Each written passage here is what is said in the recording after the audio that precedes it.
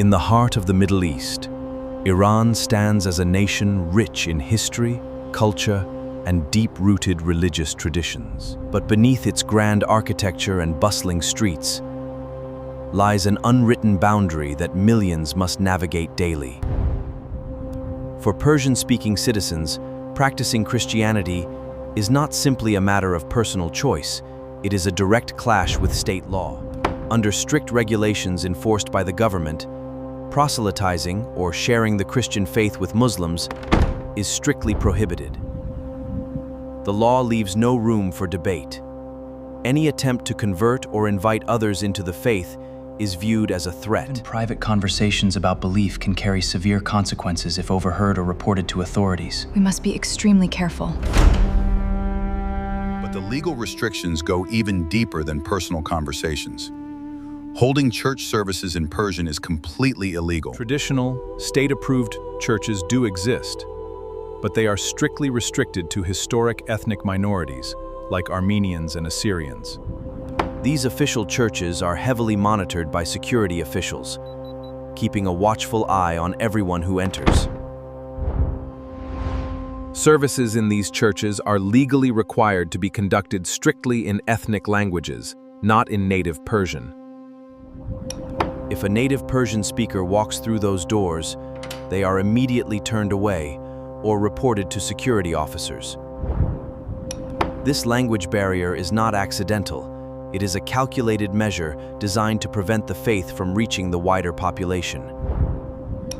For millions of Persian speakers seeking spiritual freedom, the front door of open worship is permanently locked.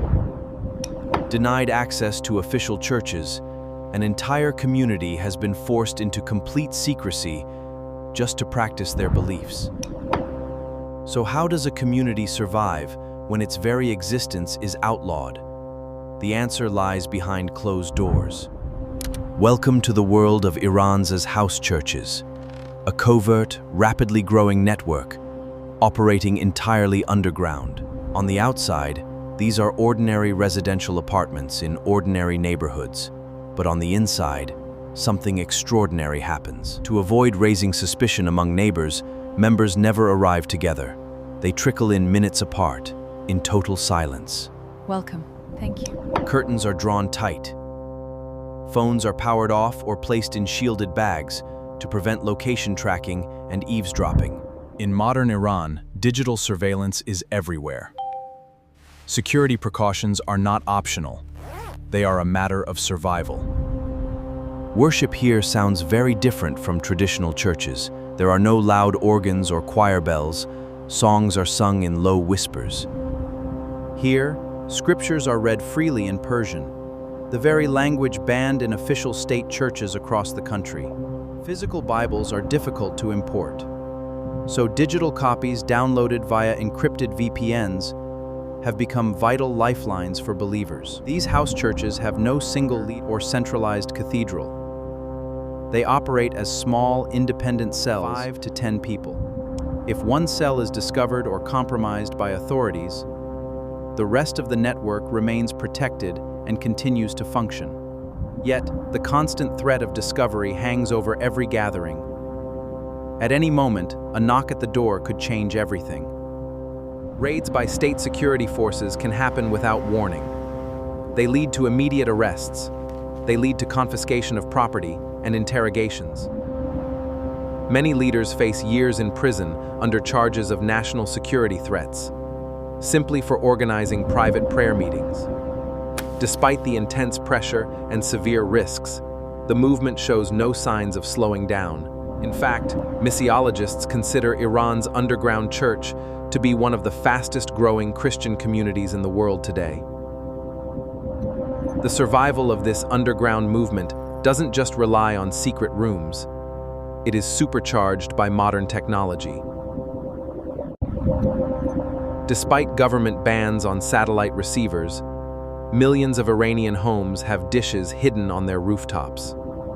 Christian television channels broadcasting in native Persian transmit 24/7 from outside Iran directly into these living rooms. Through encrypted apps like Telegram and Signal, believers receive daily teachings, digital books, and secure encouragement. To access these resources, users rely on constantly updated VPNs to bypass the state's massive internet filtering systems. Much of this media is produced by the Iranian diaspora, Persian believers living in Europe, the US, and the Middle East. Though forced to flee their homeland, these exiles use media networks to pour support back into the underground community. This digital bridge connects with a young population disillusioned by economic hardship and strict religious control. With over 60% of the population under 30, many are actively searching for new answers and personal identity. For many, the message of unconditional love and personal grace stands in stark contrast to state-enforced compliance. This spiritual shift isn't happening in public rallies, but in quiet, personal transformations behind closed doors. Remarkably, women are playing a central role in leading and expanding these house church networks. Despite facing double risk under strict social norms, female leaders host, teach, and direct many of the active cells. Yet, the state apparatus continues to view this rapid internal shift as a direct national security threat. Consequences extend far beyond arrests. Believers risk losing jobs, university admission, and custody. In traditional households, converting away from Islam can cause severe family rifts, resulting in complete isolation. For many, choosing this secret path means stepping into a life of social exile and constant self-reliance. This shared burden creates a unique bond. Underground cell groups often become surrogate families for isolated believers. They share food, resources, and emotional support, building trust that withstands external pressures. Human rights organizations routinely document trials where believers are sentenced under vague charges of anti-state propaganda. Prominent leaders are often sent to Tehran's notorious Evin prison, serving sentences ranging from 5 to 15 years. Yet even inside prison walls, stories emerge of inmates sharing their beliefs with fellow prisoners and guards alike. Decades of systematic pressure have failed to halt the growth. Instead, it has produced one of the most resilient movements in history.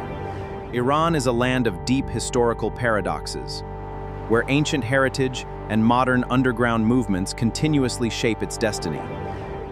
Behind closed doors and drawn curtains, millions continue to quietly redefine what faith, freedom, and conviction mean to them. Their story is a testament to human endurance, proof that conviction often grows strongest where it is most forbidden. As Iran navigates an uncertain future, its underground church remains a powerful force, unfolding entirely out of public sight. A movement thriving not in majestic cathedrals, but in the quiet courage of everyday lives lived in the shadows.